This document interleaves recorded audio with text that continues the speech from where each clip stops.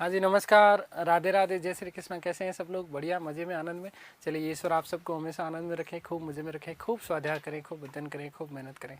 चलिए दोस्तों, हम बात कर रहे थे भक्ति आंदोलन की, और इसी भक्ति आंदोलन की कड़ी में हम लोग हमारी पिछली कक्षा में थोड़ी सी चर्चा कर चुके थे।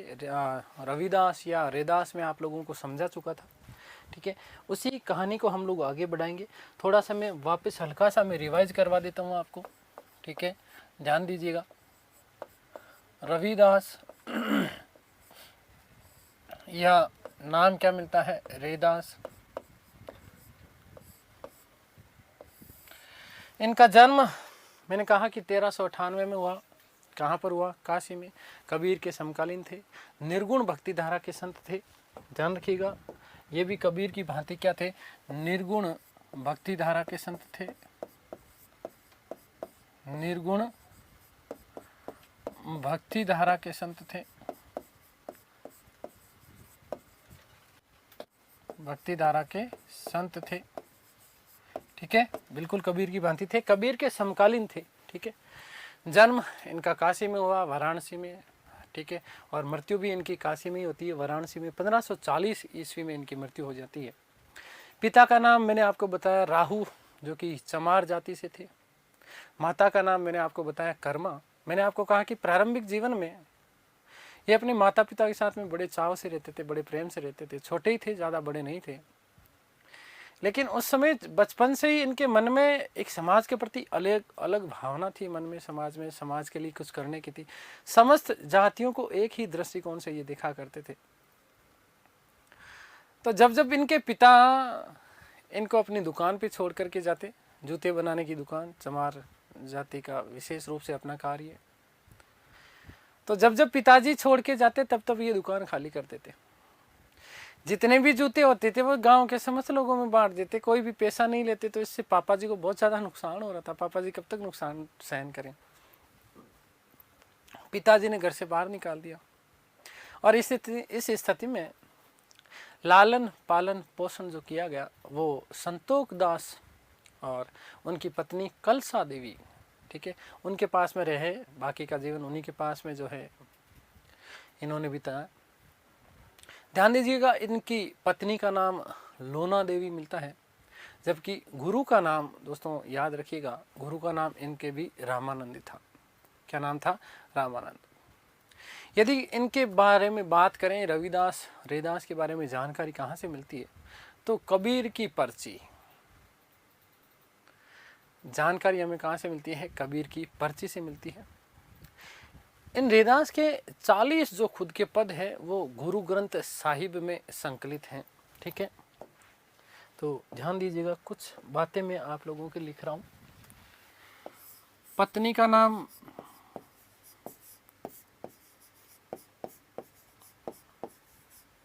लोना देवी,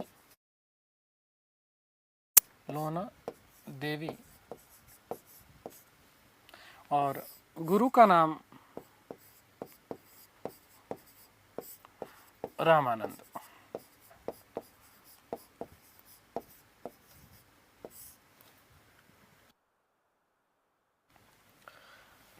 याद रखिएगा कि रैदास के बारे में जानकारी, रैदास के बारे में जानकारी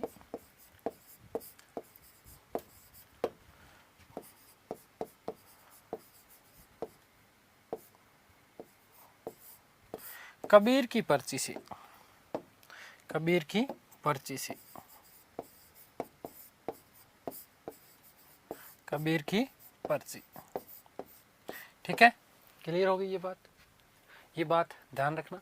इन्होंने क्या किया? इन्होंने मन की पवित्रता के ऊपर जोर दिया, और इन्होंने कहा यदि आपका मन शुद्ध है, सात्विक है, मन में कोई भी विद्वेष नहीं है, प्रेम है, तो ईश्वर आपको मिल जाएगा। इसीलिए तो इन्होंने कहा कि मन चंगा तो कठौती में गंगा, मन चंगा तो कठौती में गंगा। ये कथन किसका है? ध्यान से सुनिएगा, कथन किसका? ये रविदास या रैदास का है।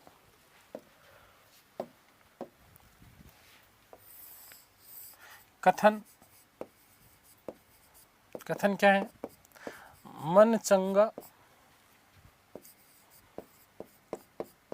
तो कठौती में गंगा,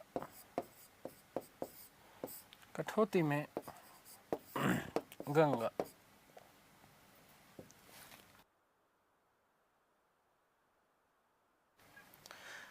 गंगा, ठीक है, क्लियर। मानव सेवा ही, मानव सेवा ही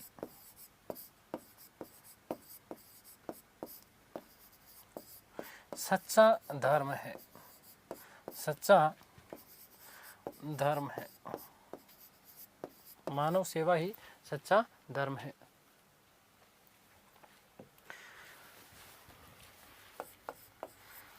रैदास जीवन पर्यंत, रैदास आजीवन व्यवसाय में लगे रहे।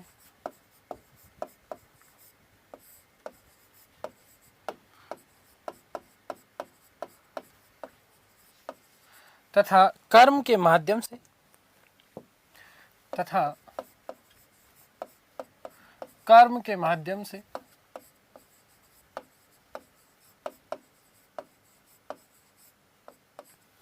समाज को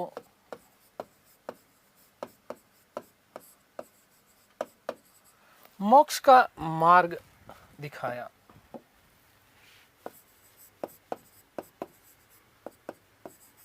मोक्ष का मार्ग दिखाया।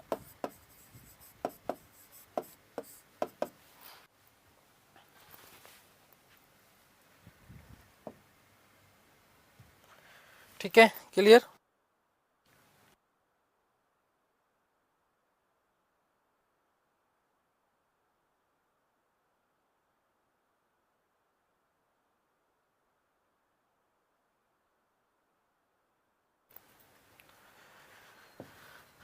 ध्यान दीजिएगा कि रैदास ने 1398 में इंपॉर्टेंट तथ्य बताइए आप लोगों का। रैदास ने 1398 ईस्वी में सिकंदर लोदी को,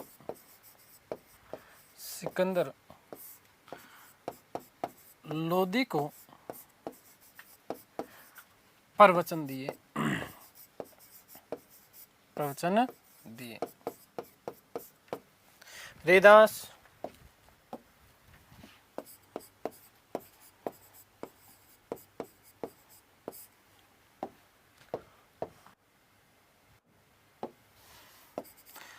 बाबर,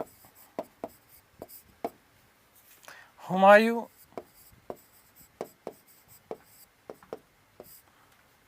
शेरशाह सूरी, शेरशाह सूरी के समकालिक माने जाते हैं।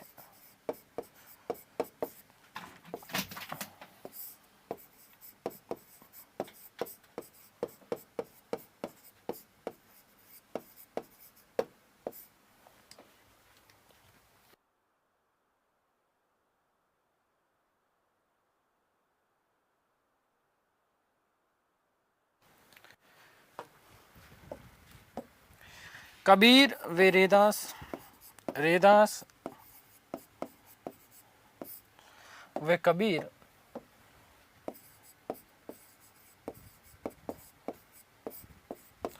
गुरु भाई थे। देखिएगा, समझिएगा, गुरु भाई का मतलब क्या है? दोनों के गुरु एक ही तो हैं। कबीरदास जी के गुरु की यदि हम बात करें तो कबीरदास जी के गुरु भी कौन थे? रामानंद। जबकि हम बात करें रैदास की तो रैदास के भी गुरु कौन थे? रामानंद। ठीक है ना। तो इसलिए जब दो व्यक्तियों का एक ही गुरु हो तो ये आपस में क्या कहलाते हैं? गुरु भाई कहलाते हैं। ये आपस में क्या कहलाते हैं? गुरु भाई कहलाते हैं। और इसीलिए कबीरदास जी ने रैदास जी को क्या कहा? संतों का संत कहा। कबीरदास जी ने, कबीरदास ने, ये इंपॉर्टेंट है आपका ध्यान रखिएगा, कबीरदास ने रैदास को संतों का संत कहा, संतों का संत कहा।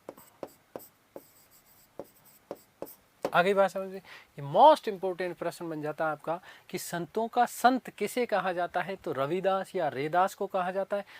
कब, या फिर उल्टा बनेगा क्या कि रैदास को, ये प्रश्न आया हुआ अभी, ठीक है ना, ध्यान से सुनना, कि रैदास को संतों का संत किसने कहा, कबीरदास जी ने। किसने कहा, कबीर दास जी ने। आगे बात समझ में क्लियर है ना, मोस्ट इंपोर्टेंट प्रश्न बनता है आपका, ठीक है। दूसरा आपको याद रखना कि एक तो चित्तौड़ की रानी जाली और भक्त शिरोमणि मीरा जो थी, मीरा के आध्यात्मिक गुरु थे कौन, रैदास या रविदास। चित्तौड़ की रानी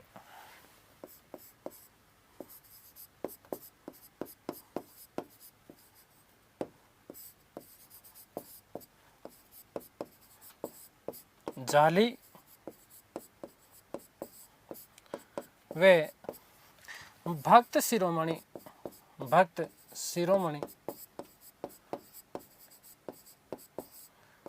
मीरा के आध्यात्मिक गुरु थे, मीरा के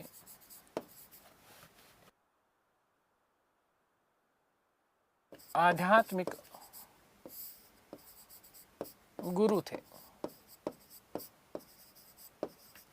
ठीक है। और अंतिम बात मैं लिख रहा हूं कि रैदास की छतरी चित्तौड़गढ़ में है।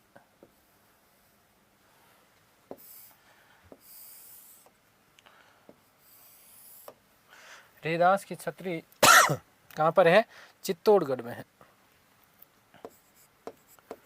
रैदास की छतरी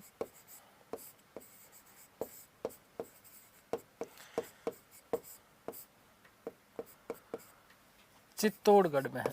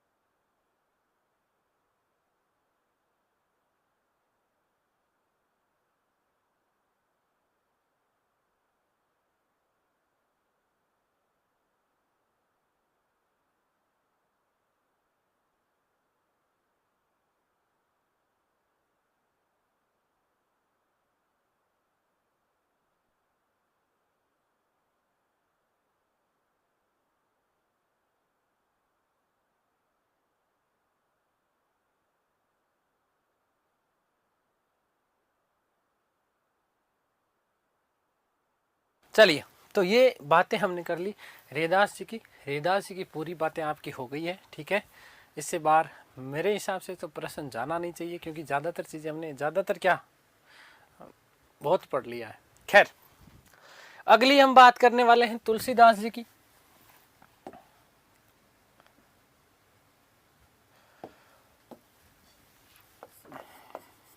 तुलसीदास,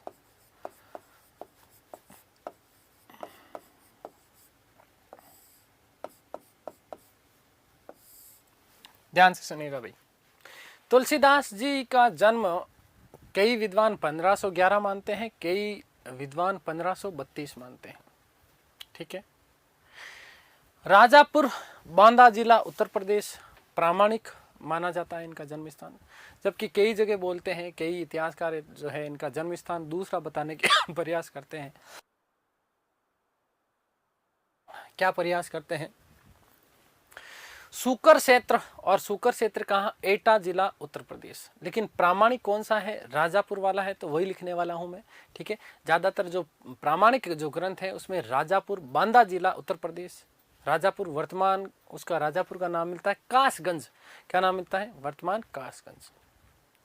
तुलसीदास जी, तुलसी नर का क्या बड़ा, समय बड़ा बलवान।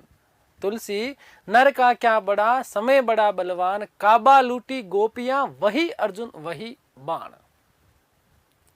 क्या मतलब हुआ इसका, तुलसीदास जी कहते हैं कि तुलसी नर का क्या बड़ा, मतलब आदमी का कोई बड़ा नहीं होता, बड़प्पन कुछ नहीं होता आदमी का, समय बड़ा बलवान होता है, ठीक है।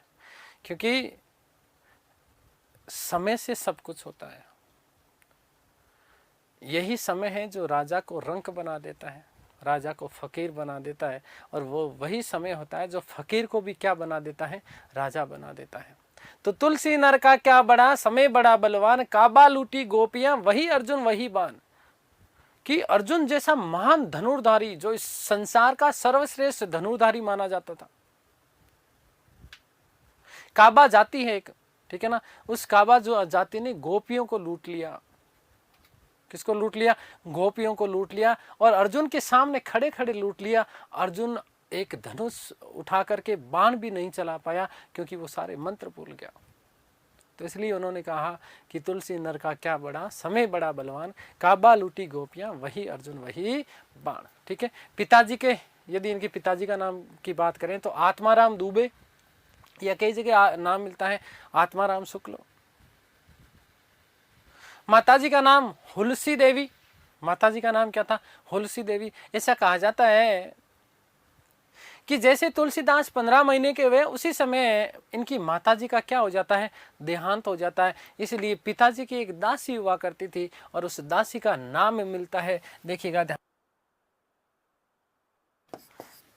दासी का नाम क्या मिलता है? चुनिया। दासी का नाम क्या मिलता है? चुनिया ने इनको पाला। यदि हम बात करें पत्नी की, तो पत्नी का नाम मिलता है रत्नावली। पत्नी का नाम क्या मिलता है? रत्नावली। और दोस्तों ध्यान से सुनिएगा, ऐसा कहा जाता है कि बचपन में इनका विवाह कर दिया गया। किसका? रत्नावली का। देखिएगा, पत्नी का नाम क्या मिलता है? रत्नावली मिलता है। ठीक है। बड़ी सुंदर हुआ करती थी। बचपन में ही तुलसीदास जी का जो है विवाह कर दिया गया। किसके साथ में? रत्नावली के साथ में। किसके साथ में? पत्नी का नाम रत्नावली। रत्नावली। ऐसा कहा जाता है कि इनका बचपन में ही विवाह कर दिया जाता है। किसका? तुलसीदास का। परंतु गोना नहीं किया। क्या नहीं किया? गोना नहीं किया। गोना का मतलब क्या है भाई? जब शादी हो जाती है, शादी के तुरंत बाद, शादी के तुरंत बाद में जो है यदि साथ में भेज दे पत्नी को, तो वो तो गोना होता है। गोना बोलते हैं ना इसको सामान्य भाषा में। लेकिन इनके साथ में नहीं भेजा था भाई, बचपन में ही कर दिया था विवाह। तो बचपन में बींदनी को साथ ला के करता भी क्या? वो तो समझता भी नहीं था कि बींदनी क्या होती है। ठीक है। तो गोना नहीं हुआ था। बचपन में बहुत ज्यादा दुखी रहे। ठीक है।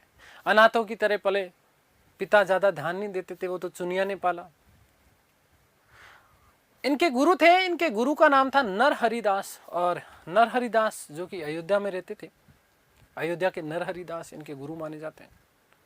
इन गुरु के पास में जाकर के उन्होंने शिक्षा ली।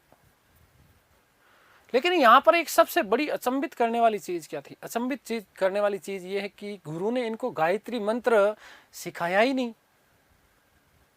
फिर भी वो क्या करते थे? बिना सिखाए गायत्री मंत्र का पाठ करने लग गए थे। ओम भूर्भुवस्वः तत्सवितुर्वरेण्यं भर्गो देवस्य धीमहि धियो यो न प्रचोदयात्। तो गायत्री मंत्र का जाप करते थे। आध्यात्मिक प्रवृत्ति में थोड़े से लीन हुए, लेकिन अचानक कुछ ही समय बाद में ऐसा कहा जाता है कि एक कड़कड़ाती हुई रात, बारिश मानसून की रात, भिगोने वाली रात, और इस भिगोने वाली रात में उसने अपनी पत्नी रत्नावली की बहुत ज्यादा याद आई।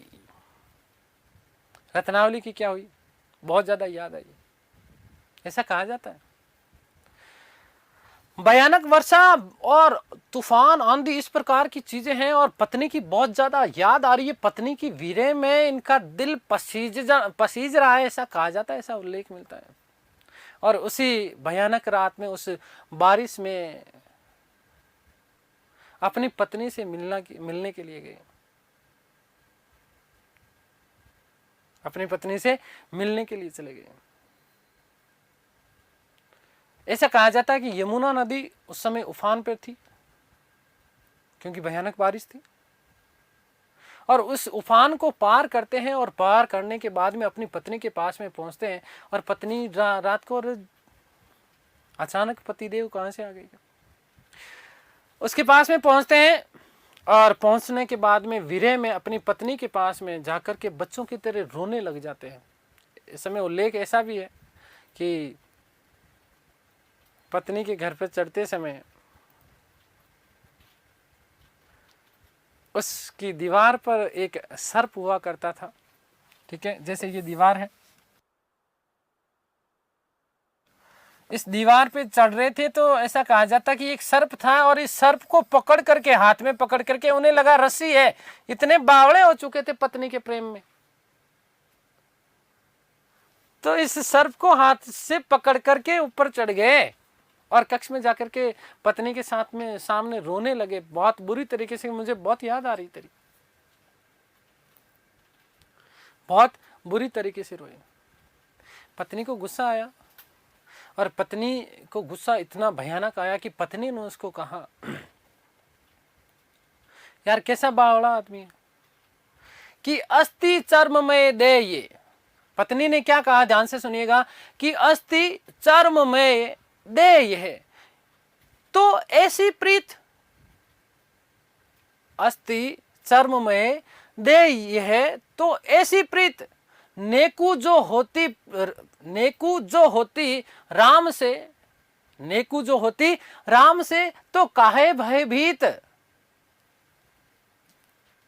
क्या था, वापिस सुन लीजिएगा, समझने का प्रयत्न कीजिएगा। हम शायद संसार में यही करते हैं। पत्नी ने क्या कहा, गुस्से में कहा था, क्रोधवश आकर के कहा, अरे बच्चों के सामने, बच्चों के तेरे रो रहा था सामने जाकर के, पत्नी मुझे, मैं नहीं, मैंने तो बहुत याद आ गई तारी, रही जे को नहीं थारा पीना। तो उसने क्या कहा था कि अस्थि चर्म में, अस्थि और चर्म से बनी हुई, अस्थि चर्म में दे यह तो ऐसी, तो सो ऐसी प्रीत, उससे ऐसी प्रीत, ऐसा लगाओ। अरे भाई ये तो चमड़ी और हड्डियों से बना हुआ ढांचा है, इस ढांचे से आप इतना प्रेम, इस प्रकार की वीर्य वेदना। नेकू जो होती राम से, इतनी प्रीत यदि आपने राम से की होती ना, नेकू होती राम से तो काहे भयभीत, यदि इस प्रकार से यदि आपने राम से प्रेम किया होता ना, तो आप इन प्रकार की चीजों में पड़ते ही नहीं। इतनी प्रेम और इतनी रीत और इतनी लगाव जो है राम से करते तो इस संसार, इस भव सागर से पार पड़ जाते। ये बात कही किसने, उनकी पत्नी, और पत्नी का नाम क्या था, रत्नावली। क्या नाम था, रत्नावली। ऐसी बात सुनी, और जैसे ही ऐसी बात सुनी तो उनके मन में भयंकर दुख हुआ, पीड़ा हुई एक बार तो, लेकिन वैराग्य उत्पन्न हो गया कि जिस पत्नी के लिए मैं यमुना नदी को पार करके आ गया, मुझे पता ही नहीं था कि सांप को पकड़ के मैं ऊपर घर पे भी चढ़ गया है, और यही पत्नी मुझे ज्ञान दे रही है। तो इस प्रकार की चीजें जब सुनी उन्होंने, तो सुनी तो उनके मन में क्या हो गया, वैराग्य उत्पन्न हो गया। क्या हो गया, वैराग्य उत्पन्न हो गया। और वैराग्य उत्पन्न होने के बाद में वो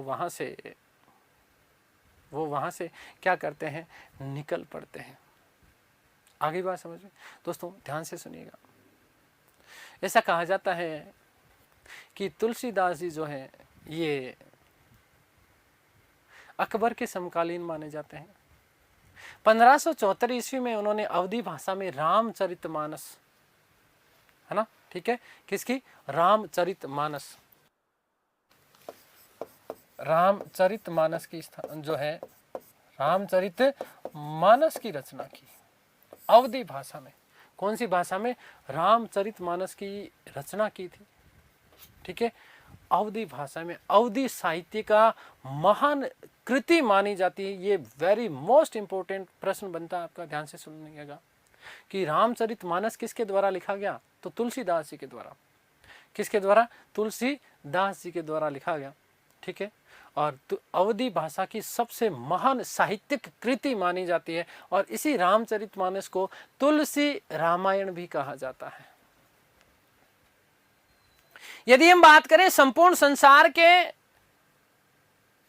सर्वश्रेष्ठ 100 ग्रंथों में, तो इन सर्वश्रेष्ठ 100 ग्रंथों में से 46वें स्थान में, 46th पहले 46वें स्थान पर आता है तुलसीकृत रामचरितमानस, जो कि उन्होंने अवधी भाषा में लिखा। मोस्ट इंपोर्टेंट प्रश्न आपका बनता है, अवधी साहित्य की सबसे महान कृति मानी जाती है तुलसी का रामचरितमानस। इसी को क्या कहा जाता है, तुलसी रामायण। इसी को क्या कहा जाता है, तुलसी रामायण भी कहा जाता है। भारत के सबसे महान 100 साहित्यिक कृतियों में से 46वें नंबर पे आता है क्या? तुलसीदास द्वारा रचित रामचरितमानस। आ गई बात समझ? क्लियर है ना? यदि हम बात करें रामचरितमानस की तो आप लोगों को पता होना चाहिए कि रामचरितमानस में कुल 10,902 श्लोक हैं। कितने? 10,902 श्लोक हैं। इसमें कुल 7 कांड है। देखिए ध्यान से सुनिएगा कि 10,902 क्या है? इसमें श्लोक है। किसमें? रामचरितमानस में 7 कांड है। कितने कांड है बेटा? 7 कांड है। कौन कौन से 7 कांड है? ध्यान दीजिएगा, 4, 5, 6 और 7। 7 कांड कौन कौन से? सबसे पहले कांड की यदि हम बात करें तो बाल कांड, भगवान श्री राम के बाल स्वरूप का, है ना? पहला, सबसे पहला जो कांड है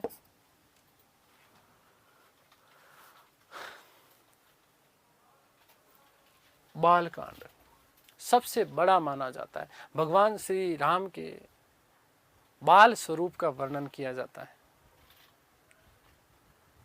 ठीक है। दूसरा यदि हम बात करें तो अयोध्या कांड। कौन सा? अयोध्या कांड। अयोध्या कांड में क्या क्या षड्यंत्र हुए, किस प्रकार से राम को वनवास दिला दिया गया, किस प्रकार से चीजें हुई उस दौरान, और भगवान श्री राम, माता सीता और लक्ष्मण को वनवास जाना पड़ा। अयोध्या कांड। कौन सा कांड कहलाता है? अयोध्या कांड। कौन सा कांड है बेटा? अयोध्या कांड। उसके बाद यदि हम बात करें तो भगवान श्री राम दर दर भटकते हुए अरण्य वन में भटकते हैं। अरण्य वन में भटकते हैं तो क्या है? अरण्य कांड। और फिर वो पहुंचते हैं कहां पर बेटा? किष्किंधा में। कहां पहुंचते हैं? किष्किंधा, जहां सुग्रीव से उनकी भेंट होती है। तो किष्किंधा कांड। कौन सा? किष्किंधा कांड। किष्किंधा। कौन सा बेटा? किष्किंधा कांड। ठीक है। सबसे छोटा कांड माना जाता है कौन सा? किष्किंधा कांड। कौन सा? सबसे बड़ा कौन सा माना जाता है? देखो, बाल कांड। सबसे बड़ा कौन सा? बाल कांड। और सबसे छोटा कौन सा? किष्किंधा कांड। उसके बाद सुंदर कांड। उसके बाद में कौन सा? सुंदर कांड।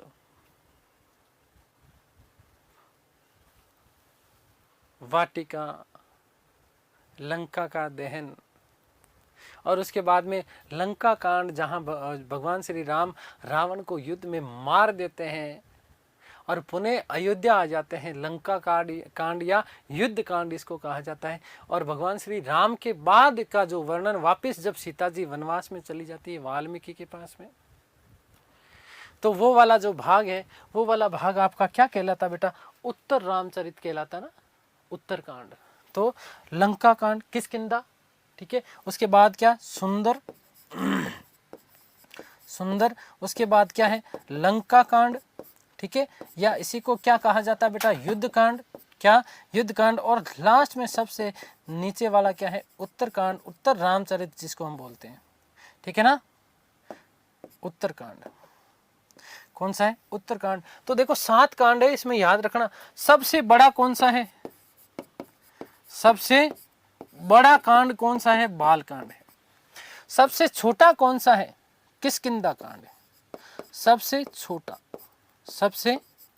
छोटा कांड कौन सा है? याद रखिएगा कि सबसे छोटा कांड आपका कौन सा है? किष्किंधा कांड है। आगे बात समझ क्लियर है ना? और बाकी के मैंने आपको बता दिए। नंबर 1, नंबर 2, 3, 4, 5, 6 और 7 कांड बताए गए हैं। कहाँ पर? तुलसी के रामचरित मानस में। ठीक है। आगे बात समझ में क्लियर है ना?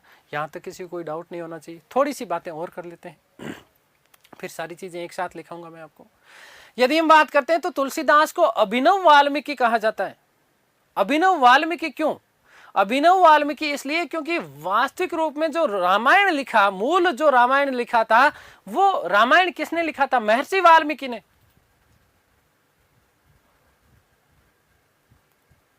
किसने लिखा था? महर्षि वाल्मीकि ने। ना उसका जो है जो अंकलन संकलन किया गया रामचरितमानस, ठीक है, वो किसने लिखा? तुलसीदास ने। इसलिए अभिनव, नया, नवीन वाल्मीकि, ठीक है। अभिनव का मतलब नया होता है, अभी अभी जो नया हुआ हो, ठीक है। ये प्रश्न भी आपसे पूछा जा सकता है कि अभिनव वाल्मीकि किसको कहा जाता है। तो अभिनव वाल्मीकि किसको कहा जाता है बेटा, याद रखना, तुलसीदास जी को कहा जाता है। तुलसीदास जी का कौन सा दर्शन था, ये प्रश्न भी आता है। तो विशिष्टाद्वैतवाद का अनुसरण किया। विशिष्टाद्वैतवाद का मतलब मैंने आपको बताया ना, भगवान श्री राम की विशेष रूप में पूजा, भगवान श्री राम की विशेष रूप में पूजा, विशिष्टाद्वैतवाद। आगे बात समझ में क्लियर है ना। इससे आगे यदि हम चलते हैं, आगे बात करते हैं हम, तो कुछ इनके प्रमुख ग्रंथ, ठीक है, उनके बारे में बात करेंगे। तुलसीदास जी के ग्रंथों से आपके प्रश्न आते हैं, 100% आते हैं, ठीक है। तो मैं आपको वो अलग अलग से थोड़ा यही क्लास में याद करवाने का प्रयास करूंगा, मेरा उसका अलग ट्रिक है, ठीक है।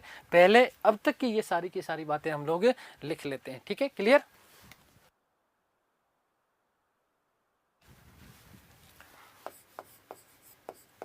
तो तुलसीदास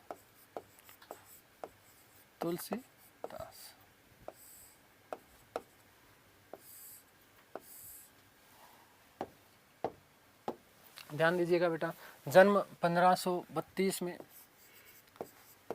जन्म 1532 में, कई जगह आपको 1531 भी मिलेगा, माफ कीजिएगा 1511 भी मिलेगा, ठीक है। 1532 ईस्वी में कहाँ हुआ,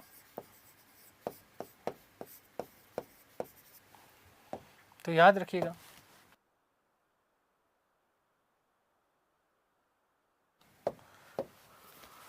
राजापुर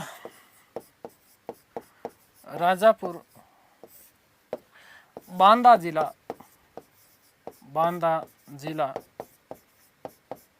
उत्तर प्रदेश। वर्तमान की यदि हम बात करें, वर्तमान कासगंज,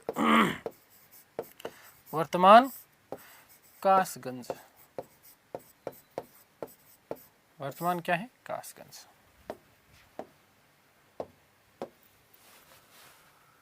पिता का नाम आत्माराम दुबे, पिताजी का नाम आत्माराम दुबे, ठीक है। कई जगह आत्माराम शुक्ल भी नाम मिलता है, दुबे, या कई जगह क्या मिलता है, आत्माराम शुक्ल।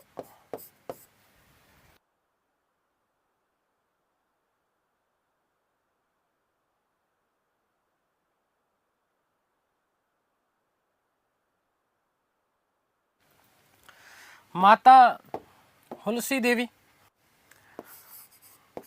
माता हुलसी देवी, ठीक है। ध्यान दीजिएगा कि तुलसीदास जी के जन्म के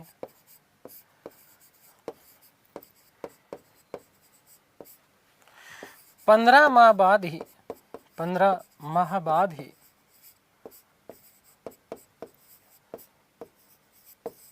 माता की मृत्यु, 15 माह बाद ही क्या हो जाती है, मृत्यु हो जाती है। अतः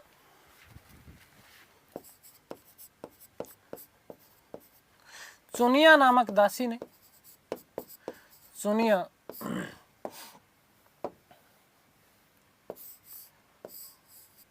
नामक दासी ने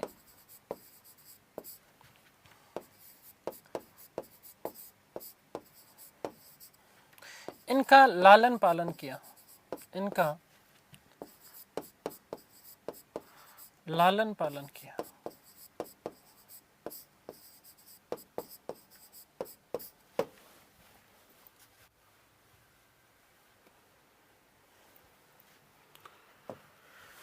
ठीक है, आगे बचपन का नाम याद रखिएगा, बचपन का नाम क्या था।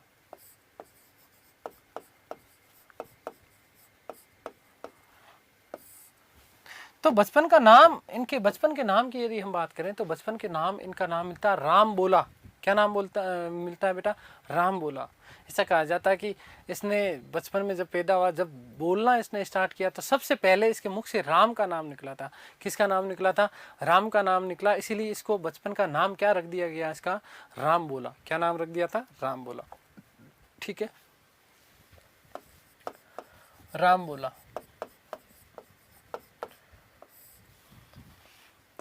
पत्नी रत्नावली।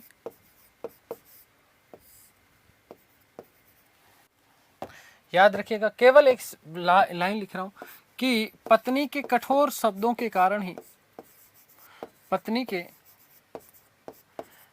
कठोर शब्दों के कारण ही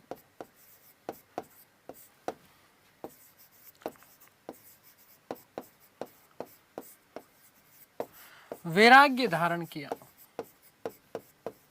वैराग्य धारण किया।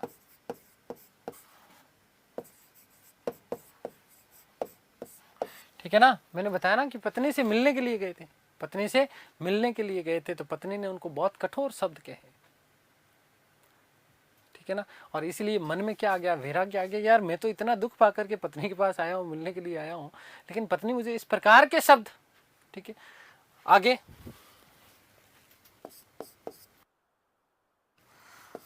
गुरु नरहरिदास, नरहरिदास। ठीक है, याद रखिएगा कहाँ के? अयोध्या के रहने वाले थे।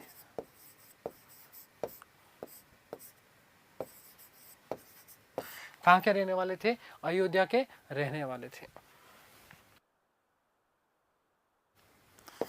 अकबर के समकालीन थे। याद रखिएगा, मोस्ट इंपोर्टेंट प्रश्न बनता है, अकबर के समकालीन थे।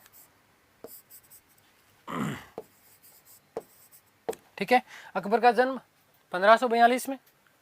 अकबर का जन्म कब हुआ है? 1542 में। तो इसलिए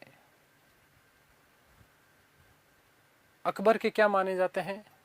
समकालीन माने जाते हैं। और अकबर के शासनकाल के दौरान ऐसा कहा जाता है कि 1574 ईस्वी में इन्होंने अवधी भाषा में रामचरितमानस की जो है रचना की।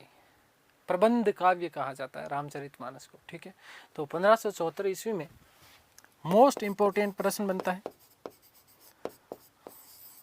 कि 1574 ईस्वी में अवधी भाषा में, अवधी भाषा में रामचरितमानस की,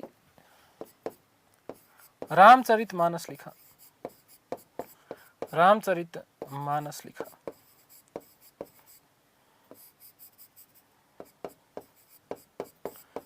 ठीक है, याद रखिएगा बेटा, क्या याद रखना है कि रामचरितमानस को अवधी साहित्य की सबसे महान कृति मानी जाती है। ठीक है ना? आगे बात समझ में। हिंदी अवधी, वस्तुतः हिंदी और अवधी दोनों का महान, सबसे महान कृति मानी जाती है। किसको? रामचरितमानस को। हिंदी व अवधी की, हिंदी अवधी की सबसे महान कृति मानी जाती है, सबसे महान कृति। कृति का मतलब क्या? रचना।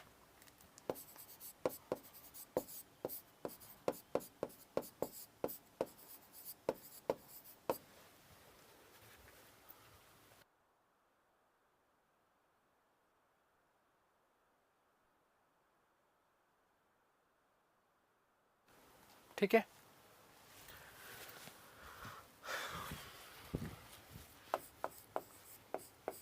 रामचरितमानस।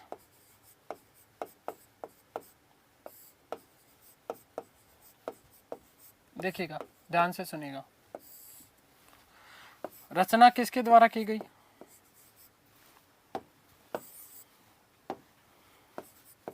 रचना तुलसीदास जी के द्वारा,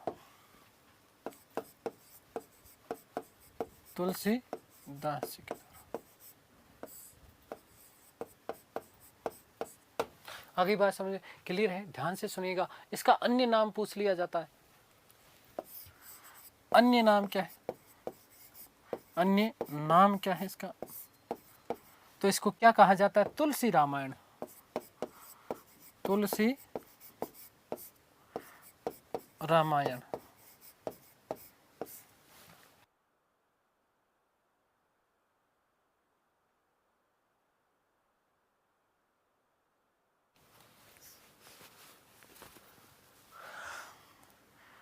रामचरित मानस को रामचरित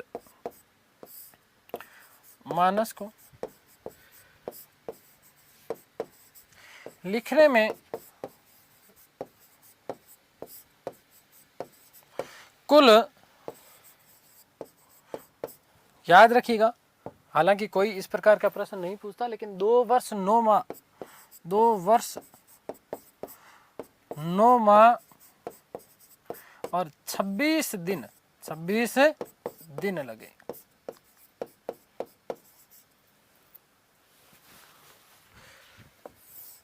संसार के सर्वश्रेष्ठ, संसार के सर्वश्रेष्ठ 100 ग्रंथों में, 100 ग्रंथों में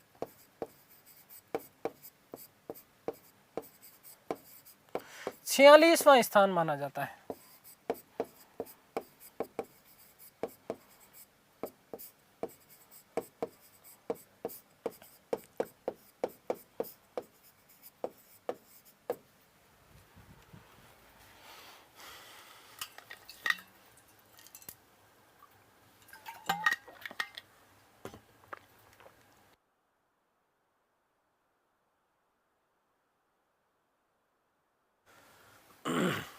आगे बात कर लेते हैं कि रामचरितमानस में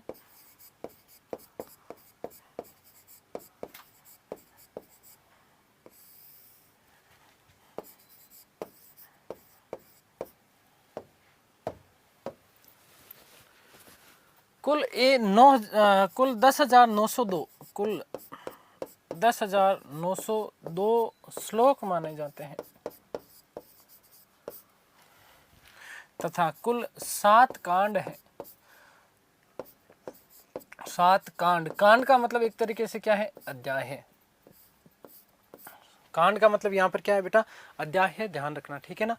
कौन कौन से कांड है मैं बता चुका आप लोगों को, वापस लिख रहा हूँ आप लोगों के लिए। सबसे पहले हम बात करेंगे बाल कांड की, फिर अयोध्या कांड की, फिर अरण्य कांड की। कांड कौन कौन से? नंबर 1 बाल कांड, ठीक है। बाल कांड सबसे लंबा है, सबसे लंबा है। फिर अयोध्या कांड, अयोध्या कांड। फिर अरण्य कांड,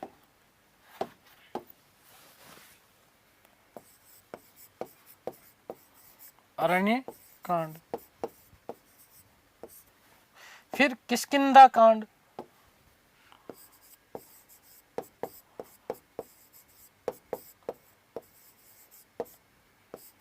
किष्किंधा कांड सबसे छोटा है, सबसे छोटा।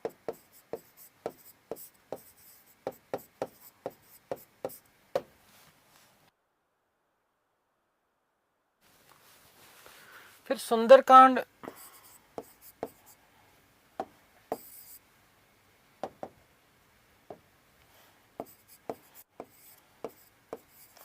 सुंदरकांड।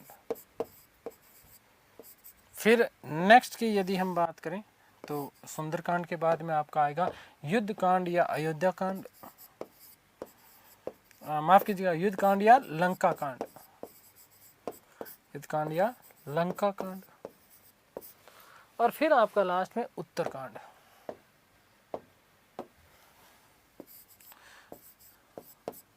उत्तरकांड, ठीक है। तो ये मूल रूप से 7 कांड माने गए, 1 2 3, 4, 5, 6 और 7।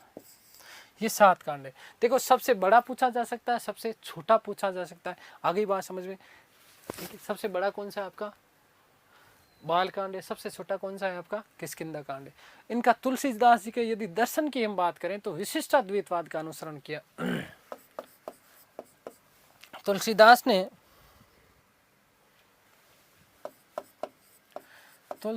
जी ने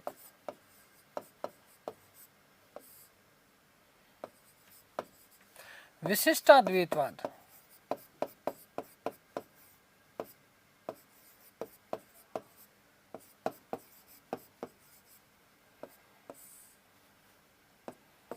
का अनुसरण किया।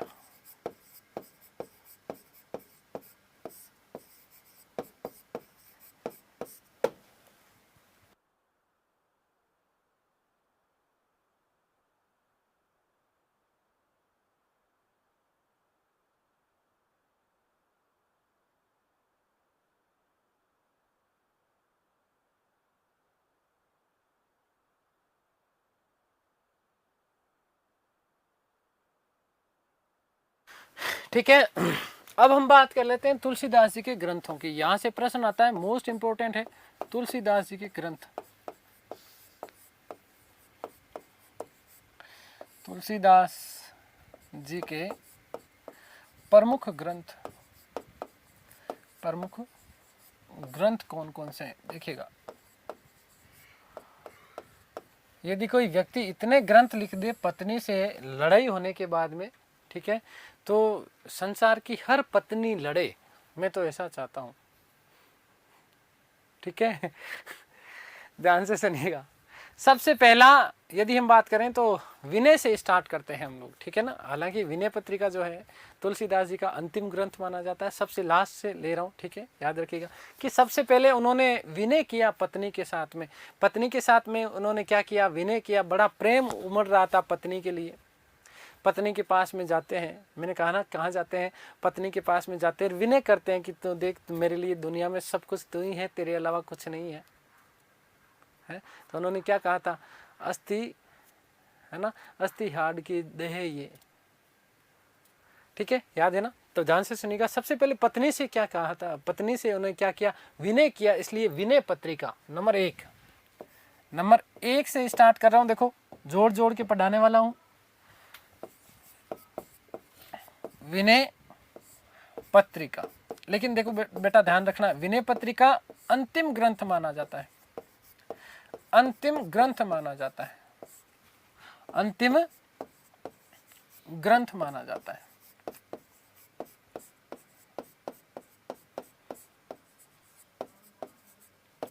ठीक है। विनय पत्रिका विनय किया, लेकिन विनय किया तो पत्नी मानी क्या? नहीं मानी। पत्नी ने तो भाषण दिया भाई साहब, बहुत बड़ा जोरदार, है ना। और जैसे ही भाषण दिया तो अंदर क्या जगह? वैराग्य जगह। क्या जगह? वैराग्य जगह। तो इसलिए याद रखिएगा, वैराग्य संदीपनी। क्या जगह? अंदर वैराग्य जगह। इसलिए क्या याद रखेंगे? वैराग्य संदीपनी। और जैसे ही वैराग्य जगह तो अंदर से दोहे निकले, तो इसलिए याद रखिएगा दोहावली।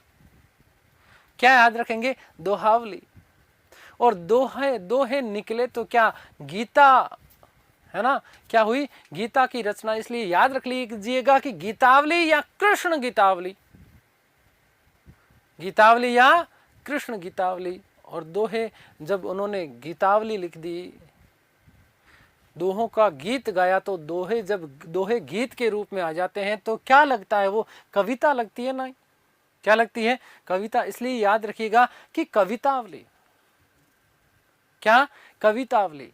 ठीक है ना। अगला ग्रंथ क्या? देखो, मैंने पहले बताया विनय पत्रिका, फिर मैंने आपको बताया वैराग्य संदीपनी, फिर मैंने आपको बताया दोहावली, फिर मैंने आपको कहा गीतावली या कृष्ण गीतावली। ठीक है, गीतावली और कृष्ण गीतावली। और जब गीत गाया इस तरीके से, ऐसे लगा कि कविता गाइए। आहा, क्या गाइए? कविता गाइए। और कविता उन्होंने किसके लिए गाई? पार्वती के लिए। तो याद रखिएगा, पार्वती मंगल।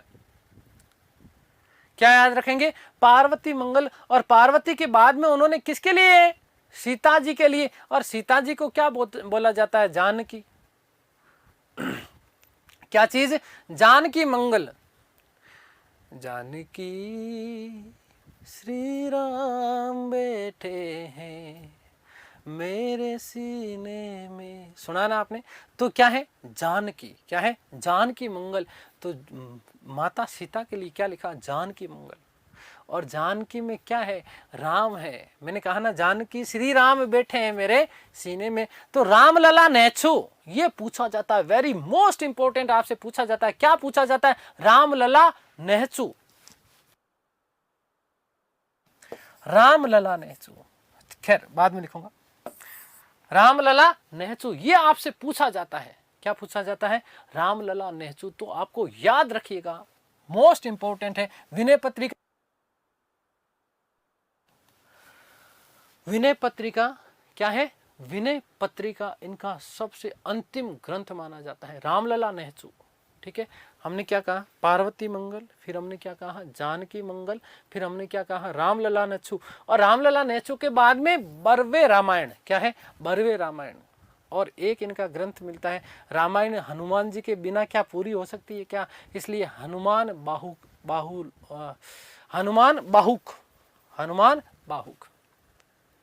और लास्ट इनका जो ग्रंथ माना जाता है वो ग्रंथ माना जाता है रामाज्या प्रश्नावली। रामाज्या प्रश्नावली। ठीक है, ये रामाज्या प्रश्नावली जो है ये एक कोई ज्योतिषी हुआ करते थे जिनका नाम था गंगाराम ज्योतिषी। गंगाराम ज्योतिष। और इनके कहने पर ये इनके द्वारा एक ज्योतिष ग्रंथ लिखा गया था जिसका नाम क्या था? राम आज्ञा प्रश्नावली। ठीक है, आ गई बात समझ में? रामचरितमानस के बाद में इसकी रचना मानी जाती है किसकी? रामाज्ञा प्रश्नावली की। तो मैं सारे के सारे ग्रंथ आप लोगों के लिए मैं लिख रहा हूं, देखिएगा।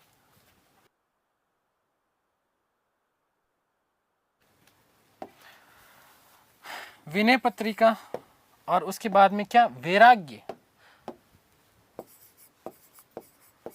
वैराग्य संदीपिनी।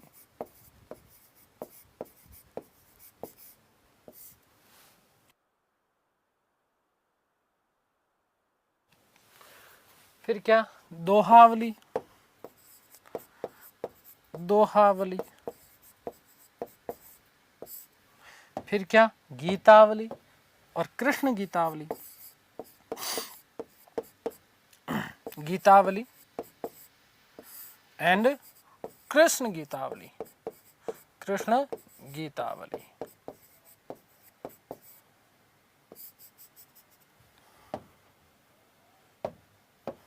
फिर क्या? नंबर 5 पे ध्यान रखिएगा, कवितावली। क्या है? कवितावली। क्या है बेटा? कवितावली। फिर नंबर 6 पे याद रखिएगा, कविता लिखी किसके ऊपर? पार्वती के ऊपर। तो पार्वती मंगल। पार्वती मंगल। और उसके बाद में क्या? जानकी मंगल। क्या लिखा उन्होंने? जानकी मंगल। जानकी मंगल। 7 8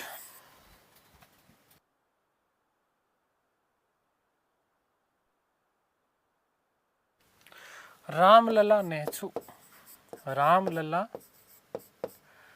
नेहचू मोस्ट इंपॉर्टेंट, सबसे ज्यादा पूछा जाता है, ये ध्यान रखना। रामलला नेहचू सबसे ज्यादा पूछा जाता है। ठीक है, नंबर 9 बरवे रामायण। बरवे रामायण। बरवे रामायण। नंबर 10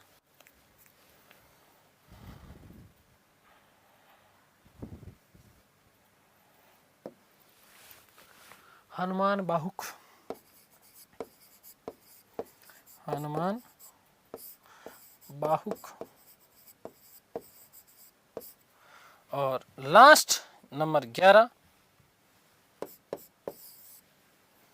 और नंबर 11 आपका जो है क्या है? ध्यान रखिएगा, रामाज्ञा प्रश्नावली। रामाज्ञा प्रश्नावली। मोस्ट इंपॉर्टेंट बात क्या है रामाज्य प्रश्नावली में, याद रखिएगा बेटा। क्या याद रखना है इसमें? याद ये रखना है कि गंगाराम ज्योतिषी के कहने पर, गंगाराम ज्योतिषी के कहने पर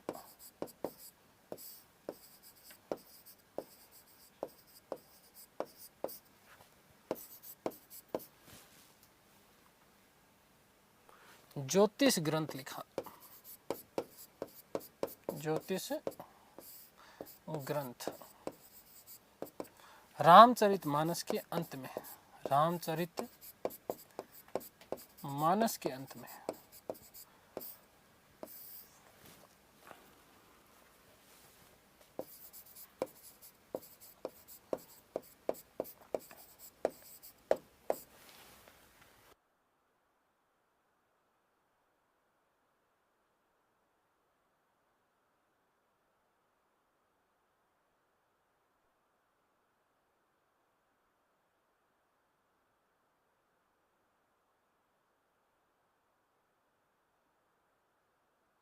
चलिए देखो, तुलसीदास जी के प्रमुख ग्रंथों में से आपका प्रश्न आता है, बहुत महत्वपूर्ण है। सबसे पहले याद रखिएगा, वापस याद करवा रहा हूँ कि पत्नी के साथ सामने जाकर के उन्होंने क्या की?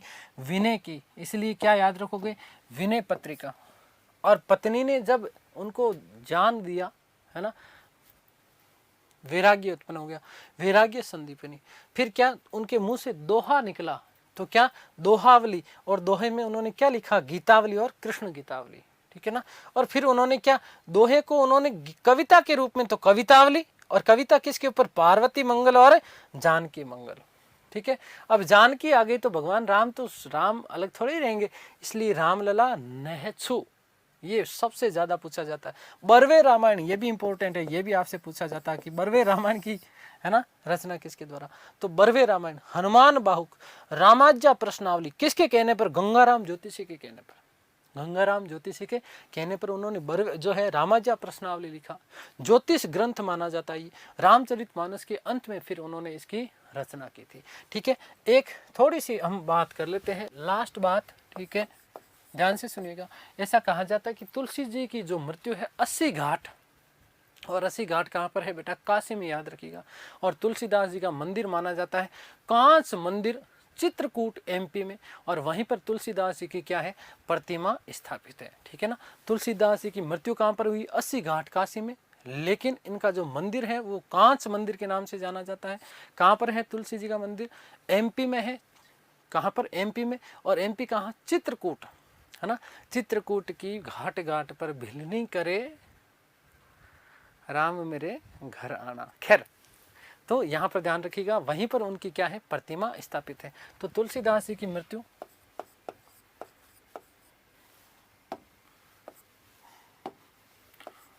तुलसीदास जी की मृत्यु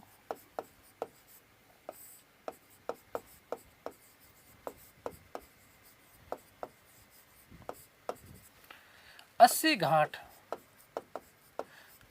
80 घाट, 80 घाट कहाँ पर है? काशी। जबकि तुलसीदास जी का मंदिर, तुलसीदास जी का मंदिर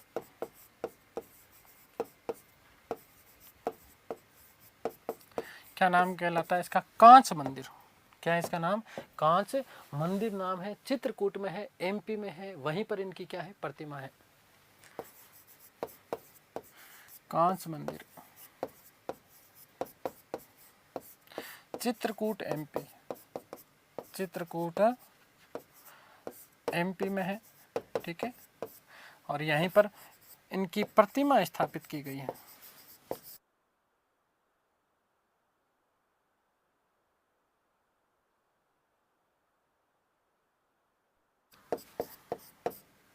स्थापित की गई है।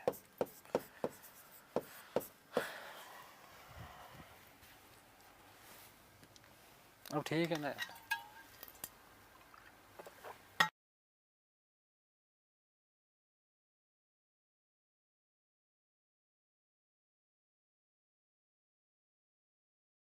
ठीक है, तो उम्मीद करता हूँ सारी चीज़ें आप लोगों को समझ में आई होगी। मज़े के साथ, आनंद के साथ पढ़ रहे होंगे। मेरी तरफ से प्रयत्न ये है कि आपको थोड़ी चीज़ें ज़्यादा दी जाए, ठीक है, ताकि आपको हर जगह जीवन में ये चीज़ें काम आए। ईश्वर से प्रार्थना करता हूँ कि आप सब स्वस्थ रहें, मस्त रहें, तंदुरुस्त रहें, आह्लादित रहें और प्रसन्नचित रहें। इस सृष्टि की संपूर्ण खुशियाँ आपको और आपके परिवार को मिले। आप लोगों को जल्द से जल्द सफलता मिले, ये मेरी मनोकामना है। मिलते हैं हमारी अगली क्लास में, तब तक के लिए आप सभी को धन्यवाद, नमस्कार, थैंक यू सो मच।